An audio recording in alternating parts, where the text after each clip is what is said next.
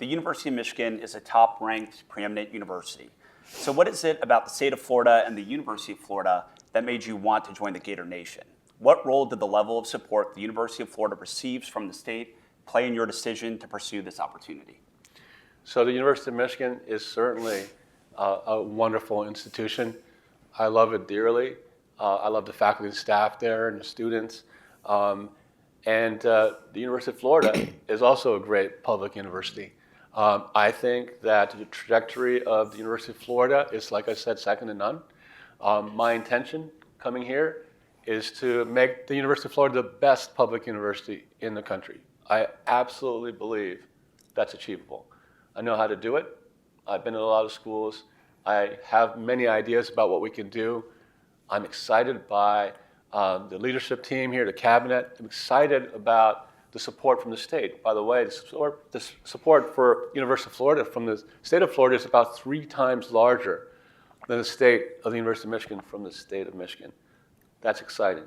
In other parts of this country, the other states, the percentage of and the total amount of support for the public universities is going down on a steady basis. Florida is an outlier. It's an exception. And I think it's the secret sauce for why this state is on a rocket ship right now. And that's exciting. The other thing that's amazing is I've seen firsthand the partnership that exists between the governor, the state legislature, our chair here, the Board of Trustees, Board of Governors. There's an alignment which is very, very special here. And I want to be part of that team. You know, I've had a chance to interact with several individuals. I got a call from the senator, one of the senators here in Florida. Everyone's in. Everybody's really focused on elevating this university, and that is really, really attractive. Thank you.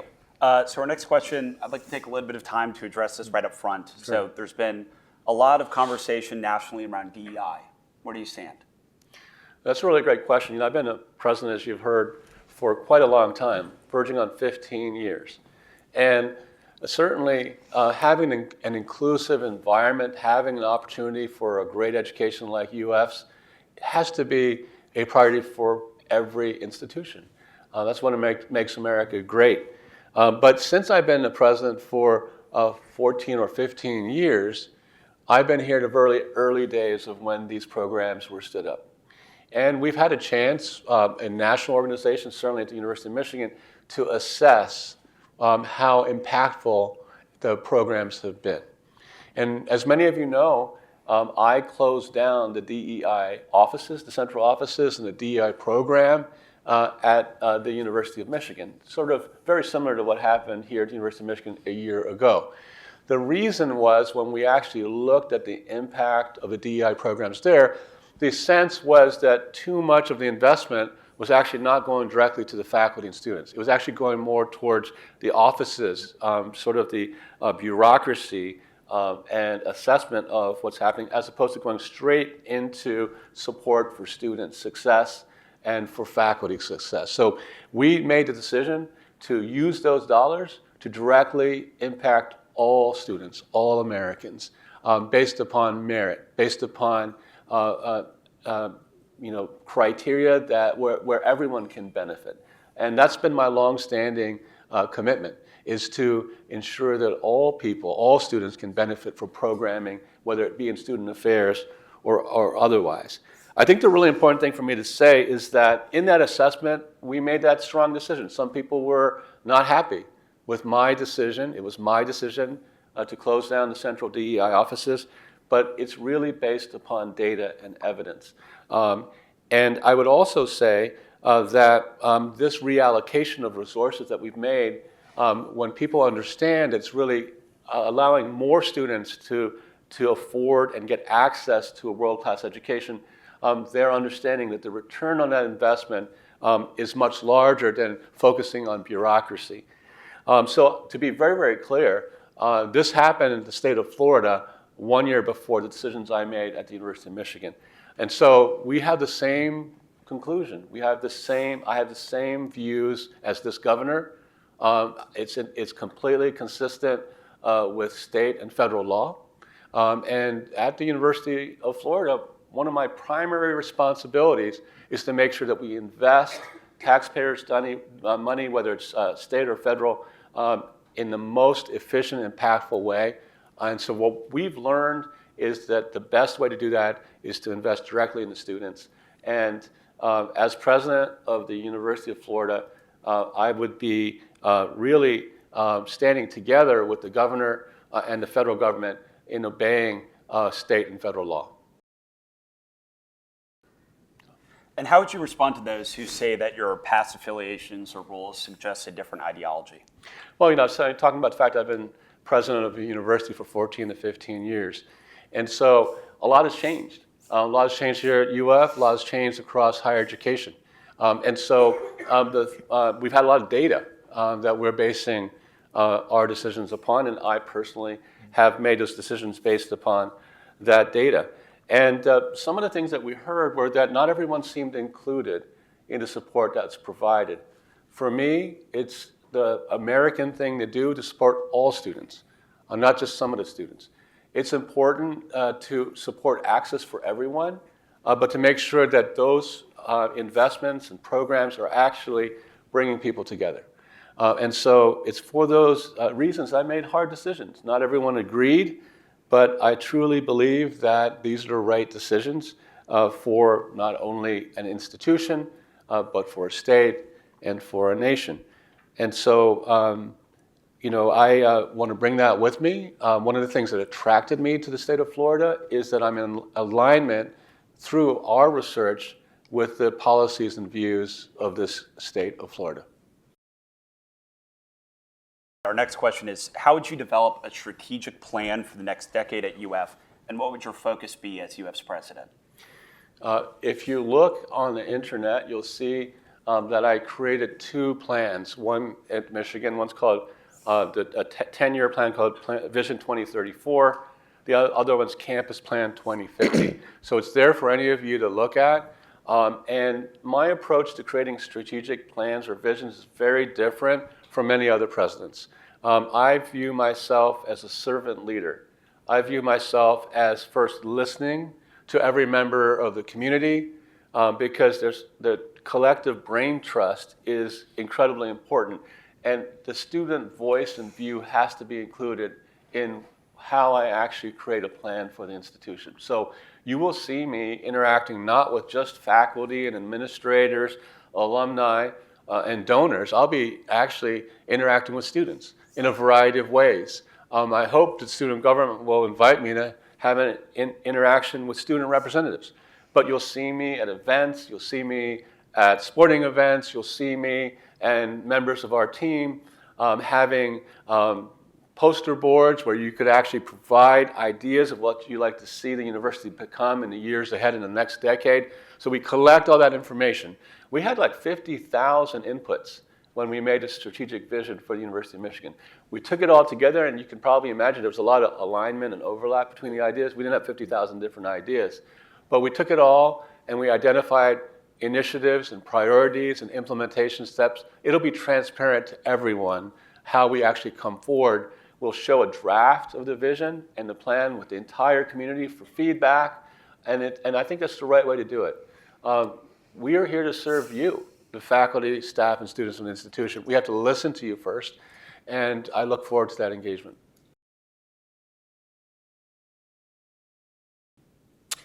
Thank you. Dr. Ono, you led a major university during COVID a number of years ago. Looking back, how would you handle a similar situation if that would happen, balancing both public health concerns and individual freedoms?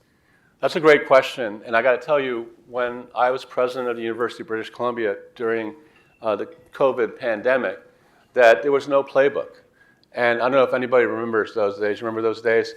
People didn't know what to do. Some people were dying. There were a lot of people afraid. There were different approaches by different institutions.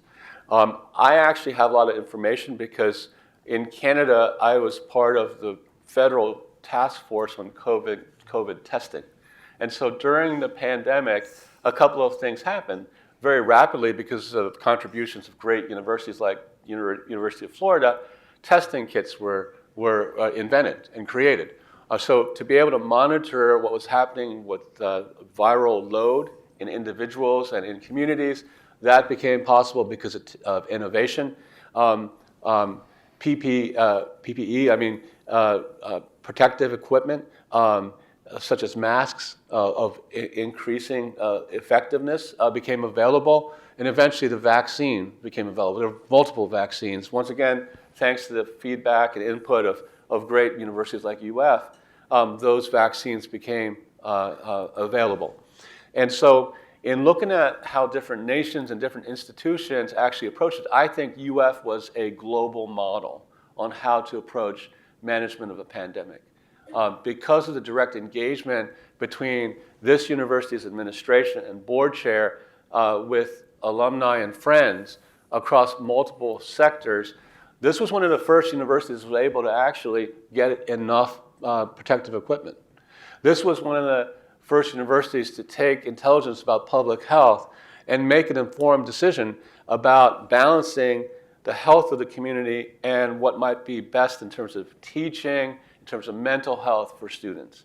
And now if you look backwards, University of Florida did it right. I was on a national panel for Canada, and many universities started isolating people for entire years. And if you actually talk to the students that were in those institutions where people were isolated, the quality of their educational experience, their graduation rates, their satisfaction rates really plummeted. And UF did it right. Based upon science, it was an institution that marshaled all of its connections to make sure the student population was safe and the faculty were safe, but also to make sure that what's special about a residential university is that students come together, faculty and students can interact, and that's indispensable to the educational experience. And the fact that Florida did that, made sure everybody was safe, and the fact that student satisfaction during that time was much greater than many other institutions is because this university and its leadership understood that the connection, the sense of community is really, really important to education and to mental wellness for our students and faculty. So I think UF did it just right. And if I were to do it again, we can learn from what UF did. Can you take some time to tell us about how you've supported student success, both academically and in preparing for the workforce after graduation? Yeah, I mean, student success, there are a variety of things that impact the success of students. One is affordability. And UF is a global model on student affordability.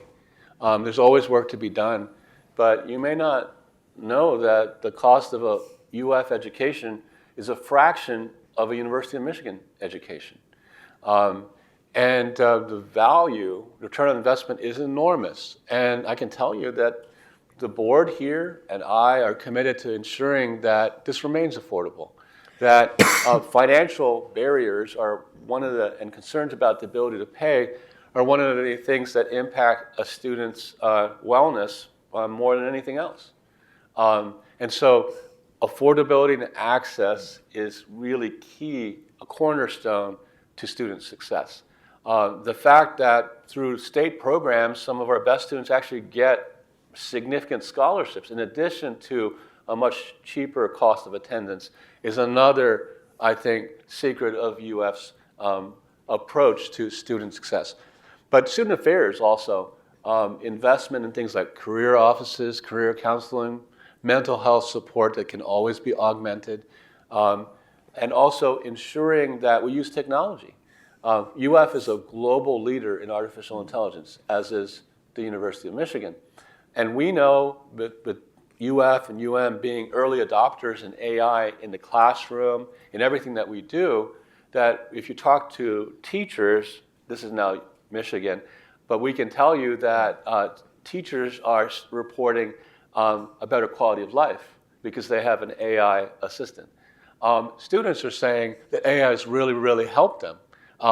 And obviously you have to think about ethics and integrity in the use of AI, but global leaders like UF are really ensuring that we use these sort of technologies for student success and student wellness.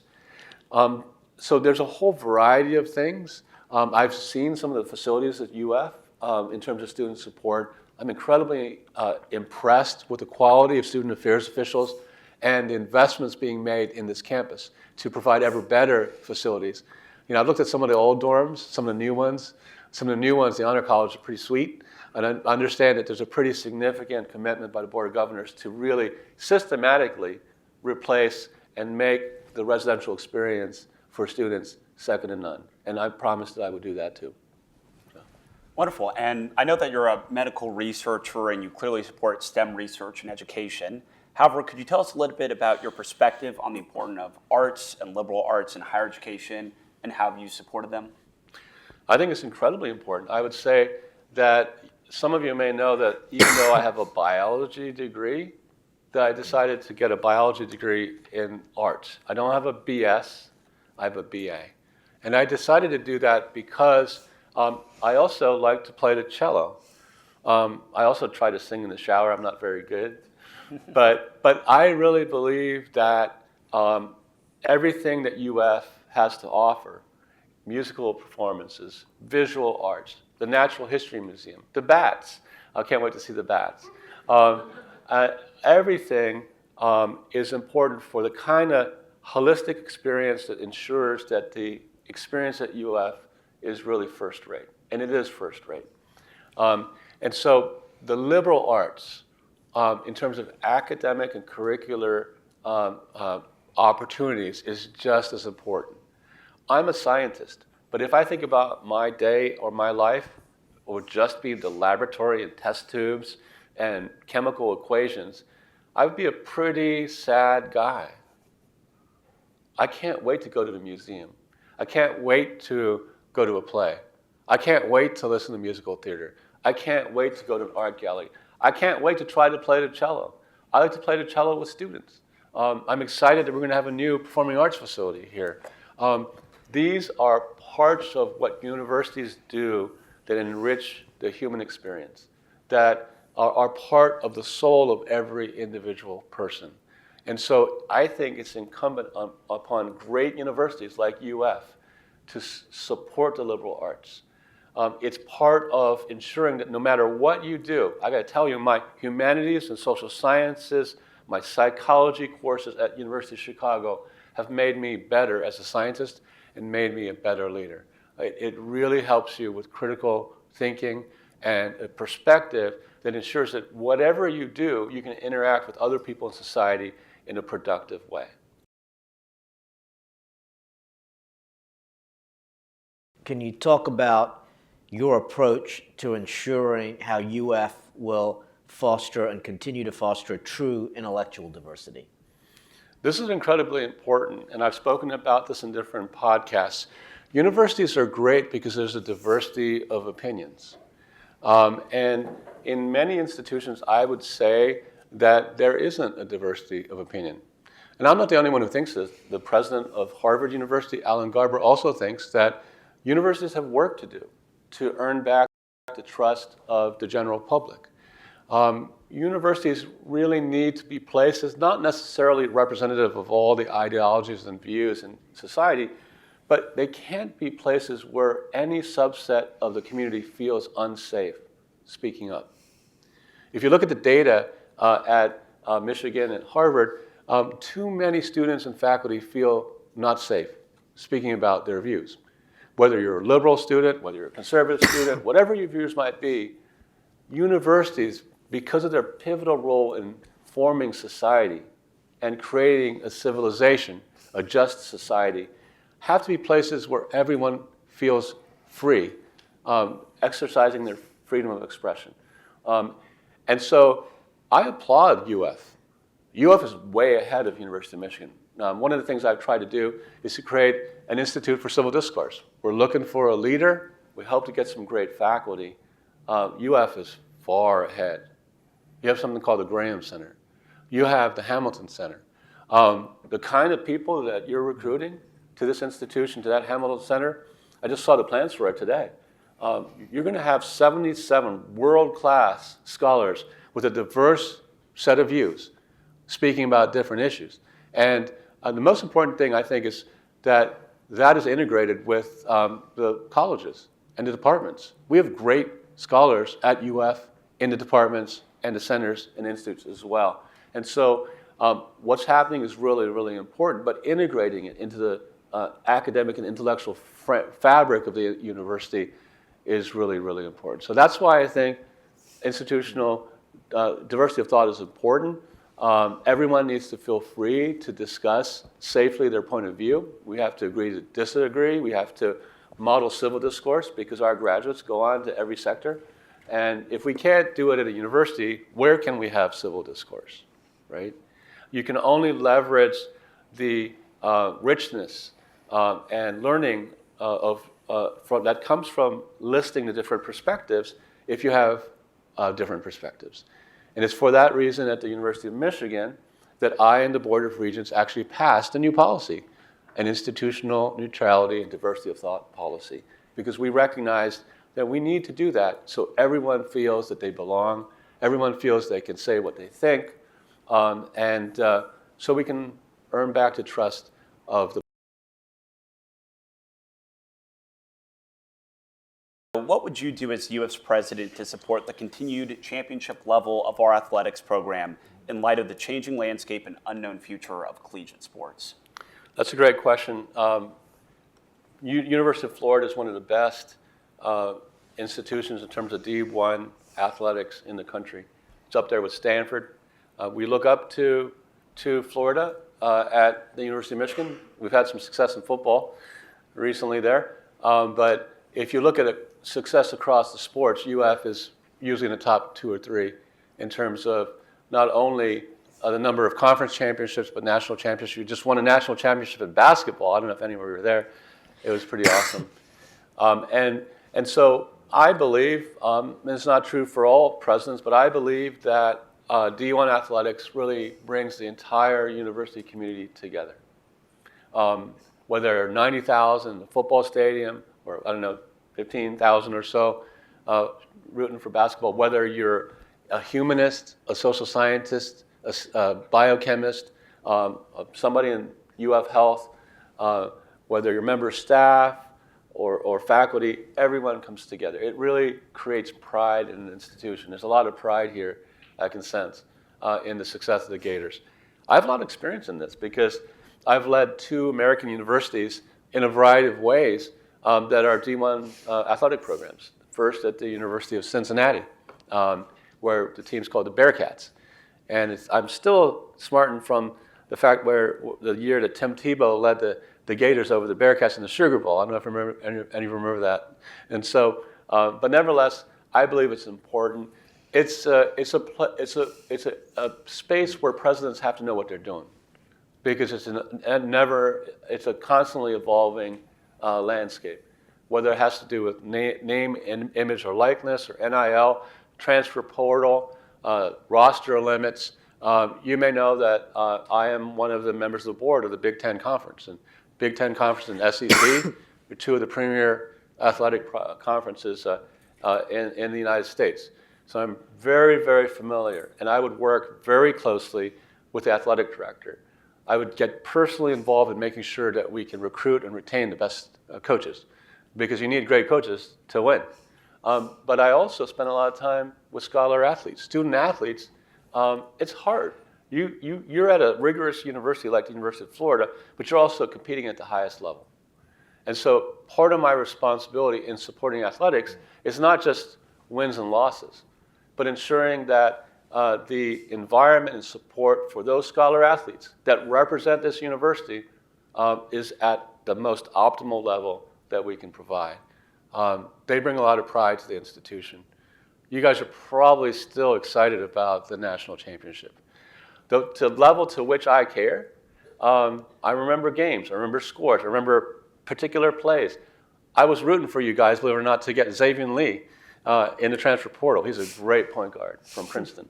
And so you'll see me on the football field. You'll see me on the basketball court.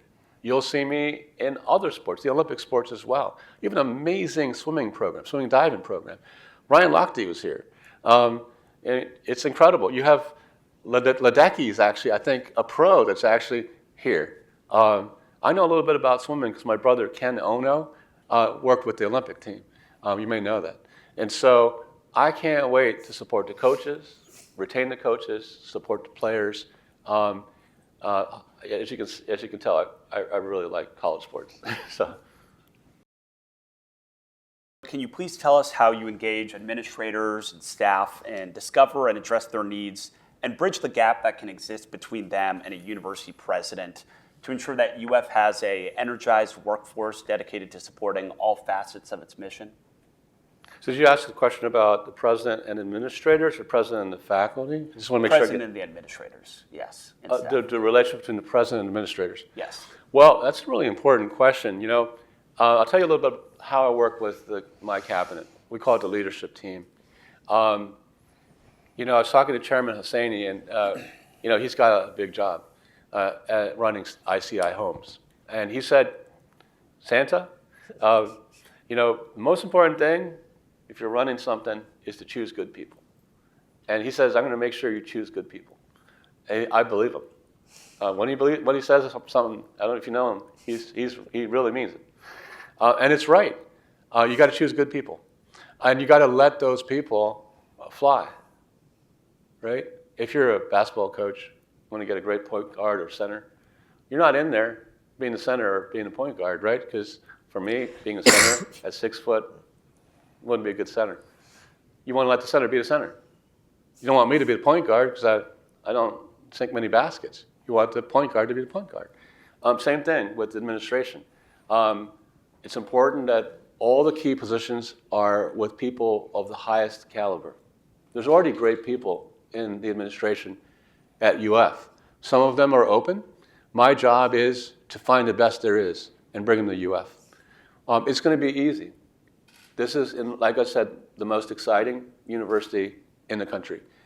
So my job is to get the best people here, make sure that they know that I have their back, but not to micromanage them. Let them be a point guard. Let them be a center. Let them be a provost. Let them be a CFO. Let them run the health system. And to meet with them regularly enough. I meet with my leadership team on a weekly basis. Other schools, it's monthly, quarterly. I meet with them on a weekly basis, not because I want to control what they do, but because we're all on the same page. We need to know where the puck's going. And if we don't all know where the puck's going, then people will be going different places. There's no way you're going to score a goal. So we need to have that communication. We need to build the feeling of team, that connectivity, that trust. And so that's how I work with my administration. But the same goes for every other part of the university. Not only should I talk to my team that way, but I need to have these kinds of conversations with students, with faculty, and with staff. So I'm looking forward to it. Could you talk about what you see as the future of the university educational experience from the perspective of traditional classroom and lab learning versus experimental and other forms of learning? Yeah, I think this is something that will require the collective wisdom of the entire UF community. We have here, I just met a computer science professor, just appointed to the National Science Board, won a major medal, presidential medal. He and I were together at the University of Cincinnati. He's terrific. And I got to tell you that we have to tap into that innovation, entrepreneurial spirit. And so the administration and I have to interact with students and faculty across the entire institution and get the best ideas. The landscape is changing. UF is at the penetrating cutting edge of using artificial intelligence in everything that it does. And so the way to make sure that we continue to be at the cutting edge is to develop, through consultation, priorities and an implementation plan to leverage that and to make sure that we utilize those tools to make the educational experience here better than anywhere else. The mix of experiential learning, project-based learning, to classroom learning, the mix of laboratory, what can be virtual, how much can be AI. We need to have those conversations.